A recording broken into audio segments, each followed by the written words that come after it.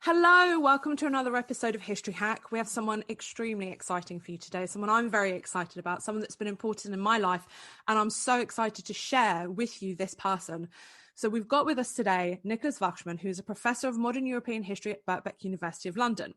He's also an award-winning author. He's won three prizes, people, for his book, KL, A History of the Nazi Concentration Camps. And he's here because I would not let it go for him to come and join us on this podcast. I've been badgering him for months and months and months. I think I've kind of broken him down enough to come on our podcast and talk to us about how the concentration camps began. So hi, Nick.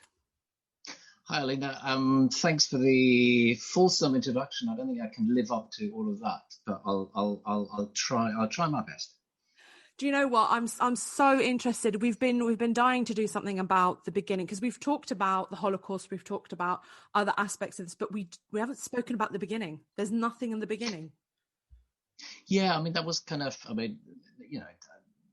when I first came to this topic, researching the history of the concentration camp, this is, crikey, 20 years now, I think, or so. That was my starting point too, that I thought, there's a lot of literature on the camps during the war and the relationship of the camps to policies of mass extermination during the Second World War, the Holocaust. But there seemed to be less clarity, at least for me, coming at that point from the outside, about where this whole system came from, and then what the links were between camps in the pre-war period in Nazi Germany to the wartime destruction, violence, and genocide. So when people talk about concentration camps now, and I get this all the time, it's always Auschwitz, Auschwitz, Auschwitz. But Auschwitz is not the first concentration camp. There was a concentration camp opened 7 years before this. But before we get to that camp, because we need to set a scene to allow people to understand where we come and why they actually began. So can you give us a very brief overview of the situation in Germany up until the 30th of January 1933? Okay, so the Third Reich, so-called Third Reich, Nazi Germany, which takes shape following Hitler's appointment in January 1933 as German Chancellor. The Third Reich is preceded by the so-called Weimar Republic. That is the first experiment in democracy, in parliamentary democracy in Germany following the defeat of Germany in the First World War. So this republic rises out of the ashes of the German defeat in the First World War. And Germany introduces or establishes this democratic regime with various social reforms linked to it as well, and a sense of, amongst the supporters of the Republic, of moving Germany into a modern liberal period. However, there is lots of resistance and opposition to this right from the beginning. So though there are many supporters, there are also many diehard enemies of democracy, of parliamentarism, right from the beginning. So a crisis of legitimacy in the political field, which you can see reflected not least in high-profile political assassinations early on, also in coup attempts against the Republic. The Weimar system then Republic enters a period of relative stability in the mid-1920s. But then things really come crushing down in the late 20s, early 30s. The background here is the depression, which leads to huge mass unemployment in Germany, which creates a dramatic economic crisis, and that in turn precipitates a crisis of the entire state. So the state institutions start in many ways to disintegrate. There are hardly any supporters, only a hard core of supporters of the Republic really left by early 1933. The largest of those is the Social Democratic Party of Germany. But by 1932-33, the signs are quite clear. Germany is moving away from democracy in some way. What is less clear is what might follow if the Republic finally falls?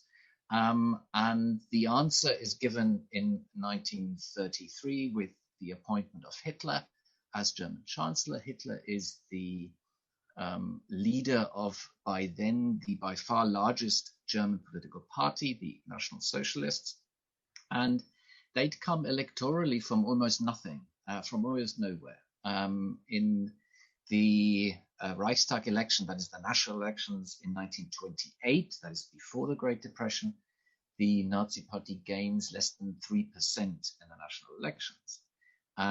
By summer 1932, the Nazi Party gets something like 37%. So they are making them by far the largest party in the German parliament. They are dedicated enemies of parliamentarianism. They explicitly take part in elections in order to gain power, to destroy democracy. And this is what they then do with a vengeance in the weeks and months after Hitler's appointment as Chancellor. So Hitler becomes Chancellor. When does the idea to create concentration camps come about? I mean, why are they even needed at this point? Well, the Nazis themselves never tire of claiming in propaganda that the concentration camps were invented elsewhere. In other words, there isn't anything kind of unusual about these camps which spring up, and we'll say more about what that means soon. But you know, I mean, there's a kernel of truth in that, in the sense that the principle of holding large numbers of political or other suspects in camps outside the law had emerged in the decades before Hitler comes to power. So we see this in colonial wars in the late 19th century, early 20th century. We see this also during the First World War. So the term concentration camp had been around before, but the concentration camp as the Nazis build them is made in Germany, if you will.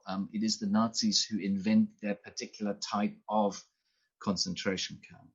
And the reason they do this is that they are convinced that in order to create this new Germany, which they want to build and which they have promised their voters, their supporters they will build, they need to destroy all those who they claim are standing outside the, in inverted commas, national community, as the Nazis call it. These are social outsiders, so-called criminals and asocials. These are so-called racial outsiders, above all German Jews, and we should come back to that later. And they are also political enemies. And the foremost focus in the early months of 1933 is on the intimidation and destruction of all those political opponents who the Nazis believe could resist, could undermine the new Germany which they are trying to build. And the Nazi leaders at the top and Nazi activists on the ground are determined to use whatever means that are in their grasp, going well beyond the law to ensure that this is going to be implemented and realized. Before we move on to the next question, I just have to add in here that I'm so grateful you said that it was this specific system was created by the Germans, because how many times people throw at you that, oh, it was the British or it was the Spanish or some other... Well, do you know who kind of one of the people is who always propagated this, who said that? I mean, Hitler himself. So, you know, I mean, this is not a man you want to find yourself in agreement with, I think. I like that. Can I use that for future reference now? Oh, go for it. Copyrighted, Alina. Fantastic. Thank you so much. So let's move on to what these conditions are, because when people, again, I'm going to use this example very many times because it's something that most people know more about. For example, Auschwitz. So were the conditions in these first camps, were they like Auschwitz? Were people dying en masse? I think, I mean, maybe let's take a brief step back first, because let me maybe say something about these early camps and what they look like and where we can find them, because I think we all have these ideas, these images, these pictures of what the camps looked like, and very often these images are shaped by photos we've seen taken after liberation, so 1945, or maybe movies we've seen or documentaries we've seen about the Holocaust. And I think it's important to stress that these early camps that spring up all over Germany, I mean, there are hundreds and hundreds of these early sites of torture, of abuse, of detention, of forced labor. These look, for the overwhelming part, very, very, very different to later SS coordinated concentration camps. There isn't a blueprint or master plan for the regime when they come to power, when the Nazis come to power, for the creation of these concentration camps. And that leads to a large amount of improvisation and indeed chaos and confusion, as well as local, regional SA, SS, police, and other authorities set up their own camps effectively. And they grab whatever spaces they can find for this. So it's not as if there is a blueprint for building a camp. It is existing buildings and structures which are converted, are reused and turned into concentration camps. And you know, that can be a disused hotel. It can be a pub. It can be an old sports ground. It can be an old castle. It can be, as in the case of Dachau, the first SS concentration camp, a disused munitions factory. It can even be, as in the case of a camp near Bremen in northern Germany, it can even be an old boat. So the Nazi activists and authorities grab whatever spaces they can to set up these early camps all over Germany, and conditions then are extremely variable. And that's maybe the most important thing to stress here, is that there isn't a typical Nazi camp. These camps vary very dramatically in terms of the conditions, in terms of their design, in terms of who is guarding them early on. And that has an immediate impact on the living conditions for the prisoners. In those camps run by the paramilitaries, that is the parliamentary arm of the Nazi movement, the SA, which is by far the largest of these paramilitary units, organizations in 1933, and the SS, which is much smaller. In those camps, the conditions are extremely bad. There is extraordinary violence, verbal abuse, physical abuse, torture, sexual abuse. I mean, there are scenes all over these camps of extraordinary violence being played out.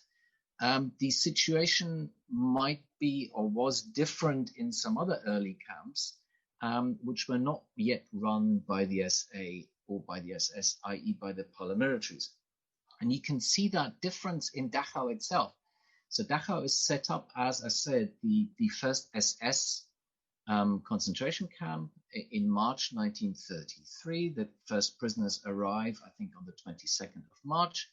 And the man who gives the order to set up this camp in Dachau is the SS leader, Heinrich Himmler, who at that point also is in charge of the political police in Munich, the capital of Bavaria.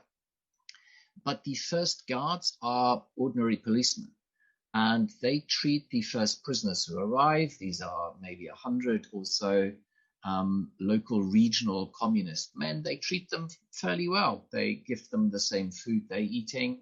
There is no violence to speak of early on. And we have a letter of one of the earliest prisoners, a German Jew, who writes that he's only waiting for the time when they're going to go home again. And this man is one of the first of, I think, 40,000 or so victims then of the SS in Dachau, because it is the SS who within weeks takes over control of Dachau from the police. So in answer to your question, the conditions vary greatly. And in SS and SA run, i.e. these paramilitary camps, conditions are atrocious. There are scores of deaths, but, and that we must also underline, most prisoners in the early camps are still far more likely to be released again than to die inside. So these are not yet sites of mass extermination, these camps, as they then become during the Second World War. So the function of the concentration camp changes. I mean, it doesn't change just once, but it changes a couple of times, doesn't it? We're talking about before the Second World War.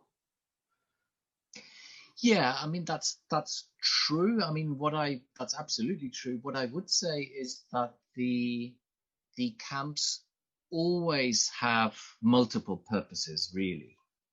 So even early on in 1933, which is the period we've started talking about here, I mean, the primary focus, as I said, of the primary function of the camps at this point is to destroy or help to destroy the political opposition, any chance of political resistance against the regime.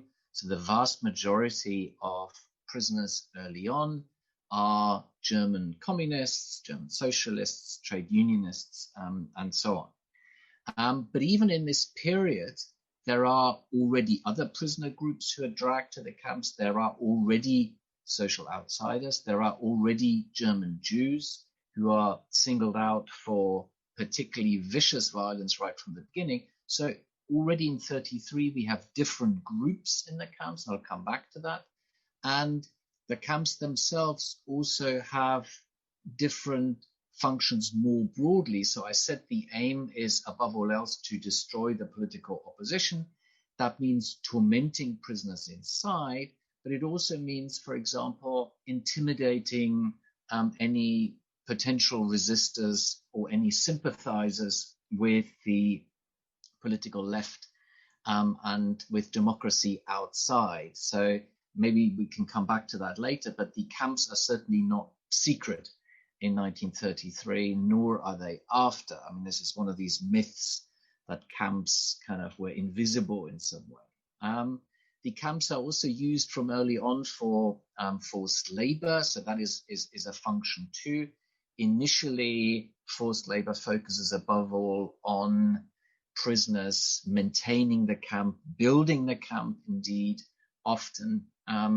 Later in the 1930s, the SS then, having coordinated the camp system, so the camps come into the hands of the SS, all these other authorities are no longer involved in running the camps, and the SS, by the late 30s, also pushes slave labor in other directions, trying to use prisoners, for example, to quarry stone. But again, we might come back to that. You asked about the other changes in function, and I've already said that already in 1933, some other prisoner groups are dragged to the camps, and that becomes ever more pronounced in the mid and late 1930s. So once the political resistance or opposition is largely broken, more and more other prisoner groups are dragged to the camps. These are some other political prisoners, including those persecuted for their religion, like Jehovah's Witnesses. These are so-called social outsiders, homosexuals, for example, and these so-called asocials and criminals, who make up the largest prisoner group, the largest single prisoner group by the time the war breaks out. I'll give you an example. One of these prisoners is a man called Wilhelm Müller. He's divorced, unemployed, a pauper, has barely any money to live on. He's forced by the welfare authorities to perform some kind of menial labor for which he gets a tiny bit of money, but that's barely enough to survive. So he sometimes begs on the streets of Duisburg in the Ruhr area in Germany. And one day in the summer of 1938, in June 38, a police officer calls him begging. And that is all it takes for Müller to be dragged as a social human being, as the authorities put it, being dragged as a work-shy beggar to Sachsenhausen concentration camp, one of the new SS concentration camps. Sachsenhausen set up outside Berlin in 1936. And Müller is one of nearly 10,000 so-called asocial men who are arrested during mass raids in June 38 and dragged to camps. Hundreds of them died. Müller is amongst the lucky ones who are released again in spring 39, just months before war breaks out. So in terms of function, we have this growing focus of the police authorities who are in charge of the arrests on social outsiders, so-called asocials and criminals, and also then in the later 1930s, even more than before, on German and Austrian Jews, Austria being incorporated into Germany in 1938. And that culminates the persecution or the use of concentration camps as weapons of terror against Jews culminates in the days after the November 1938 pogrom, when 25,000 or more Jewish men are dragged to Dachau, to Sachsenhausen, to Buchenwald, the three biggest SS camps at that point, and are exposed to extreme deprivation and violence. Hundreds of these Jewish prisoners die. Others are released again in the following weeks and months if they undertake to emigrate from Germany. And I mean, I can talk more about that. I mean, some of these Jewish prisoners are held for years, as are some communist prisoners. One of these Jewish prisoners is a really interesting, a young, brilliant lawyer called Hans Litten. And he's on Hitler's radar ever since Litten took Hitler on in court, doing a court appearance in Berlin in 1931. And Litten is amongst the first German men to be arrested after Hitler comes to power, in the hours after the Reichstagsfire in February 1928. And Litten goes through a number of different camps. He's abused, beaten, tormented. His leg gets run over during slave labor. He tries to kill himself already in 1933 by trying to cut his wrists. He faces daily humiliation and violence, and is then found hanged in the latrine in Dachau in February 1938 after years of suffering. And that's another example for these different functions the camps took on in the years before the war. So it is political terror, but it is also racial terror, and terror against those on the margins of society. I'm going to throw in a question. I know the answer to this question, but I'm assuming that a lot of our listeners may be asking this question. It's regarding some of the criminals. Basically, you said that general criminals were put into concentration camps, but what about murderers? Where do they fall into this? I think I said so-called, I hope I said so-called criminals, because quite often, though the Nazi propaganda makes a lot of the Nazi supposed eradication of criminality, which is another myth, another fiction, those who are actually dragged to camps as criminals are not the dangerous, violent, for the overwhelming part, not the dangerous, violent criminals of the popular imagination and of Nazi propaganda, but small-time, petty property offenders. It's important, I think, to stress that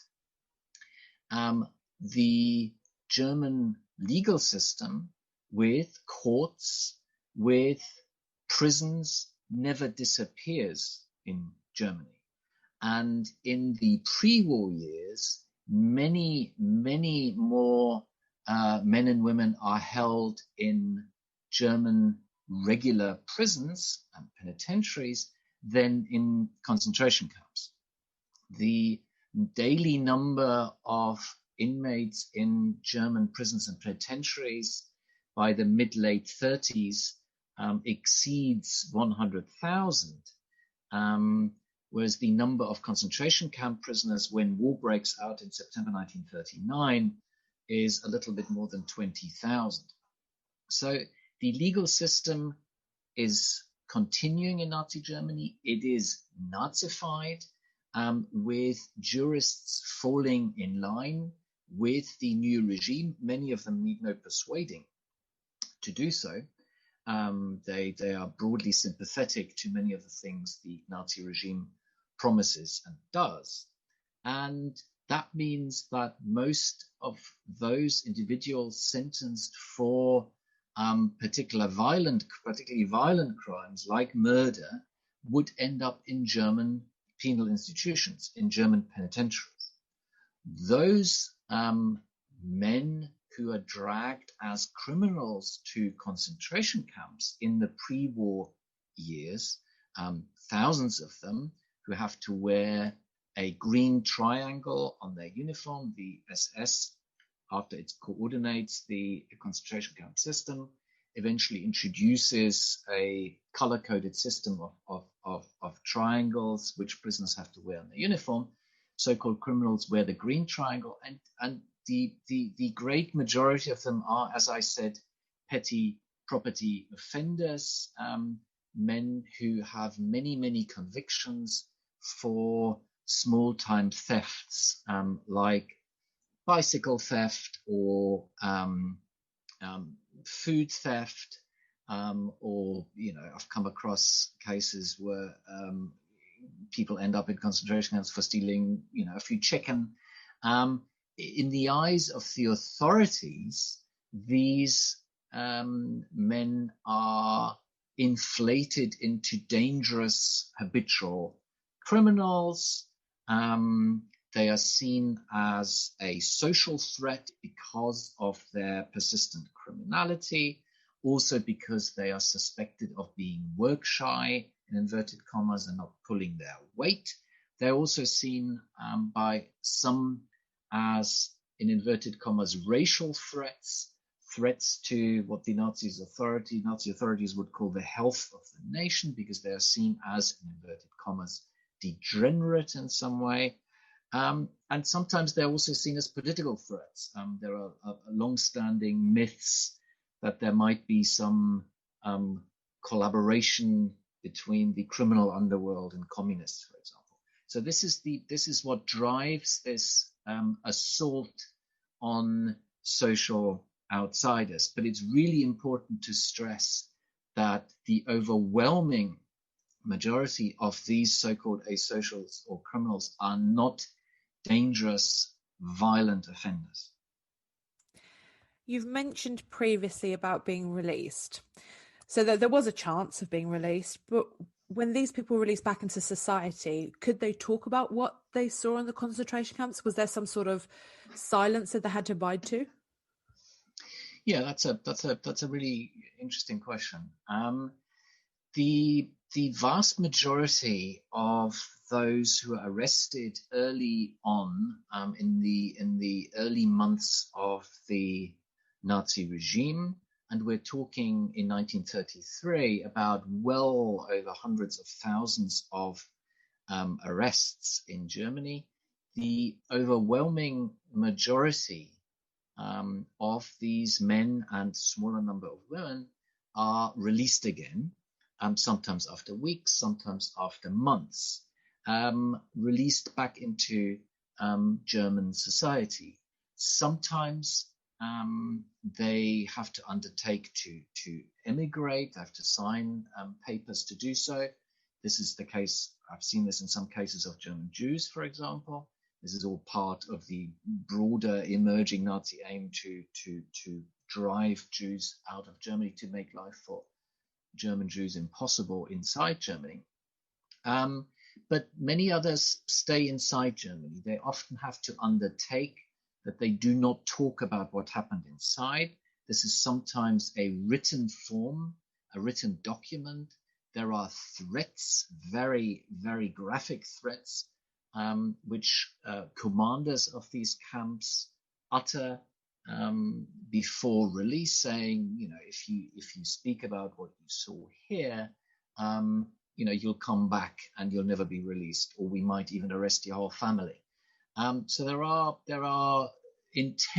there's intense pressure put on these prisoners not to talk about what happened, because the regime is somewhat sensitive about the truth of abuse and violence and terror inside spreading beyond into German society. But all of these whispers and all of these rumors are impossible to suppress in 1933-34. Some released prisoners do talk to their families, to their political comrades. Some don't have to say anything, because it is visible just by looking at them, by seeing their broken noses, their broken limbs, swollen eyes, and so on, that they were brutally abused inside. So before long, much of Germany is awash with rumors, with talk of what happens inside these new camps, these new concentration camps. And that's reflected even in jokes. There's a popular German joke about Dachau in the 1930s, where two men meet on the street and one of them says, good to see you again. How was it in the camp? And the released man says, it was great. We had breakfast in bed, chocolate, we played games, we snoozed, we watched a film. It was great. And the other man is astonished and says, that's amazing. I just spoke to our friend, another friend of ours who was released again, and he told me a very different story. And the other man nods and says, well, that's why they've picked him up again. So you that took the words out of my mouth there, I've got to say, because I was about to throw that in and say, can you tell us the joke? There it is. And that's not the only one. I mean, there are undercover reports which circulate. I mean, an extraordinary story is that of a very prominent German communist called Hans Beimler. He was a deputy for the communists in the German parliament in 1932.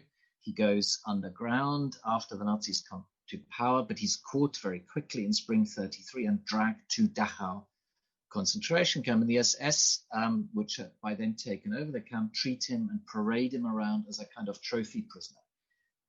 He's beaten, he's humiliated, he has to wear a sign saying welcome around his neck, and he's dragged off straight away to solitary confinement. And the SS man dragging him away, beats him so hard with a whip that prisoners who stand very far away can count every single blow. The SS over the coming weeks abuse him, torture him, torment him, and basically try to drive him to suicide. They even bring him a rope into his cell. But Hans Beimler is the first prisoner to escape from Dachau in May 1933 in a daring escape. There's a huge manhunt that follows, but Beimler manages to get away, and he makes it all the way to Moscow. And one of the first things he does there is complete and publish an eyewitness account of his torment in Dachau, and that is published. It is also smuggled back into Germany, and that's another way in which these rumors circulate through Germany in 1933. So how many concentration camps were there by 1939? Okay, so in like I said, in 1933, when this system emerges, first of all, we've got hundreds and hundreds of these camps. That's another reason why the camp system is never locked away, is always to some extent visible to the German public, because in a number of cities, there are dozens, if not more, of these camps. So in Berlin, there are over 170 of these early camps in 1933, which means in some districts there's almost literally kind of a camp on every other street corner. And you can sometimes see people being dragged to these camps, or you can hear their screams as they're being tortured inside. This is very visible and a very dense net, if you will, in 1933. What happens then is that this system is coordinated in the hands of the SS and drastically changed, in that the SS starts to run a much smaller number of large camps under its control. And these are, by 1939, all purpose-built camps. I said before that in 1933, these early camps are often set up in found locations, if you will, from hotels to boats. By 1939, we have only camps run by the SS and only camps which are purpose-built in more secluded locations, for the most part, expandable often, and built according to a quite similar architectural plan for the most part. And these are these long rows of wooden barracks, which some of your listeners might be familiar with. And by 1939, by the time war breaks out, there are 6 of these camps. As I say, all of them purpose-built. And 5 of these camps are camps for men. These will be the 3 large camps I mentioned before, Dachau, Buchenwald, and Sachsenhausen, and then 2 new ones established in 1938 near quarries, the quarry camps in Mauthausen and Flossenbürg. And then we also have in 1939 the 6th camp, that is the first purpose-built SS camp for women in Ravensbrück, a few dozen miles north of Berlin. So this is the first camp for female prisoners in the first SS-run concentration camp, purpose-built for female prisoners. And then this basic architectural type of camp is then taken by Höss and turned into Auschwitz.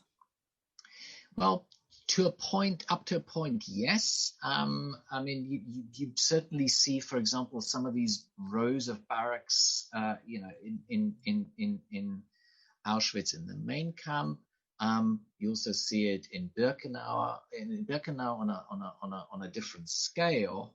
But Auschwitz, the main camp set up by Höss. Höss was the first commandant of Auschwitz, as you say, and he had gone through what the SS calls sometimes calls the School of Violence in Dachau. So he starts his SS career in Dachau in 1934, quickly rises from sentry to a more powerful position inside the camp, and is then, as a younger, ambitious SS officer, appointed to this post in the new camp in Auschwitz.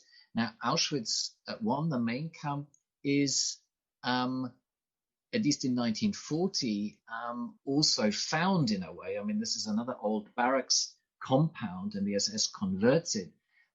So structurally, architecturally, is different in some ways to Dachau or Sachsenhausen, where Höss had been before.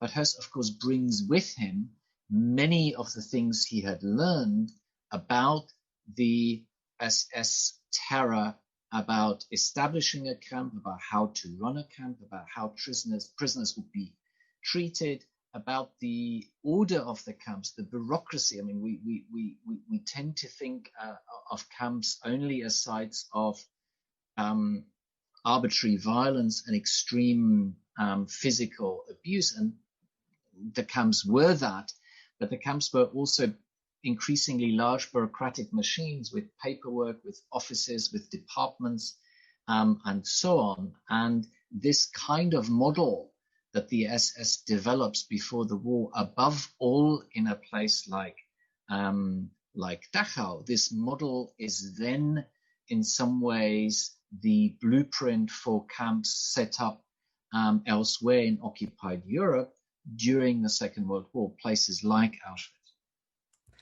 Amazing, Nick. That was so insightful. And I'm so glad that I managed to wear you down to come and join us on this podcast. Is there anything else you'd like to add before we finish? Well, I think we left it in an interesting place there, because it's important, I think, to stress that there are these differences between the pre-war camps and the wartime camps.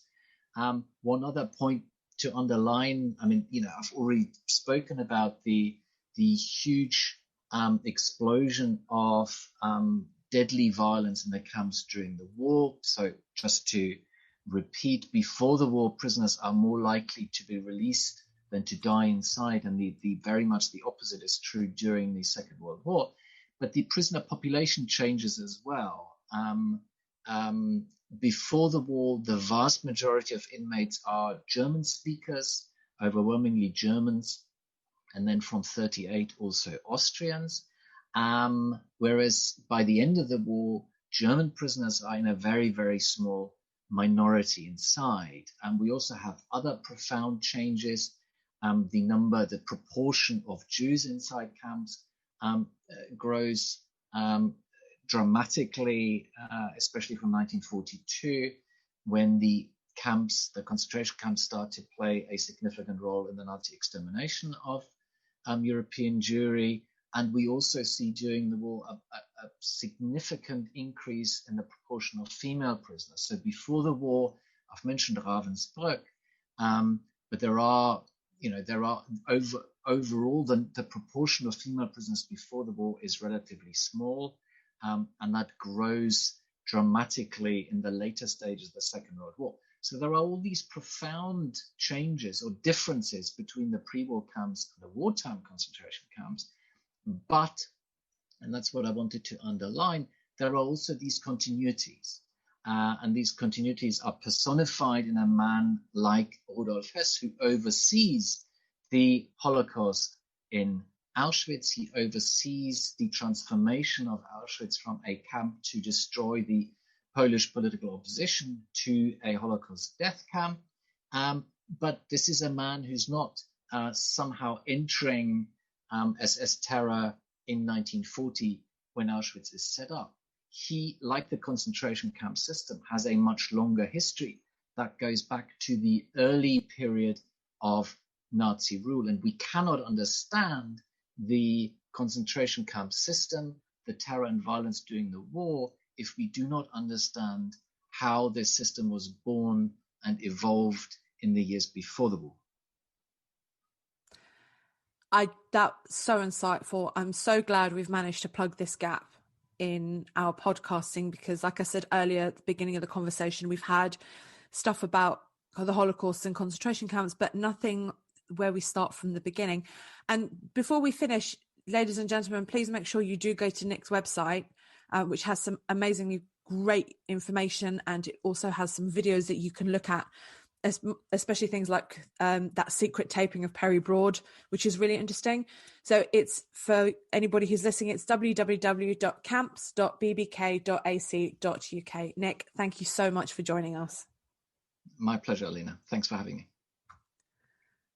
Don't forget that we do exist on Patreon as History Hack, and on Patreon as well, which is Podbean's own version. Alina and I have had massive fun doing this in 2020, but life's going to change quite a lot next year, and we're going to actually have to go and earn a living, etc. If we want to keep up the regularity that we've been bringing you, and the kind of guests that we've been bringing you, and the workload, then we will need your help. So if you join, there's going to be incentives for joining on either of those platforms. We're revamping ourselves on both of them, so don't forget to go in. You can do as little as $1 a month, and it all goes towards keeping up History Hack as regular as we've been able to bring it to you this year. We are now on YouTube. We are posting all of our new episodes on there, and we have our own channel, and we are gradually posting all of the back episodes because we have been made aware of the fact that you can only find the last 100 on some platforms. So you can go and listen to your heart's content and laugh at the cartoons and have a great time. So do go over there and subscribe.